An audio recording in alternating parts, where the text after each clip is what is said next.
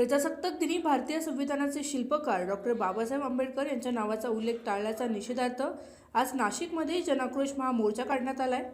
मंत्री गिरीश महाजन यांच्या विरोधात हजारो आंदोलक रस्त्यावर उतरल्याने प्रशासनाची मोठी धावपळ उडाली। प्रजासत्ताक दिनी आयोजित कार्यक्रमात मंत्री गिरीश महाजन यांनी जाणीवपूर्वक डॉक्टर बाबासाहेब आंबेडकरांचे नाव घेतले नाही असा आरोप करत नाशिकमधील शिव फुले शाहू आणि आंबेडकरवादी संघटनांनी या मोर्चाचे आयोजन केले होते।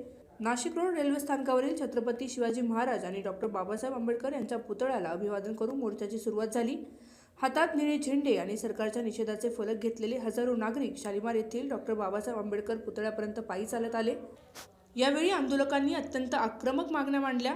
संविधानाचा अपमान करणाऱ्या गिरीश महाजन यांना मंत्रिमंडळातून तात्काळ बडतर्फ करावे अशी मुख्य मागणी यावेळी करण्यात आली।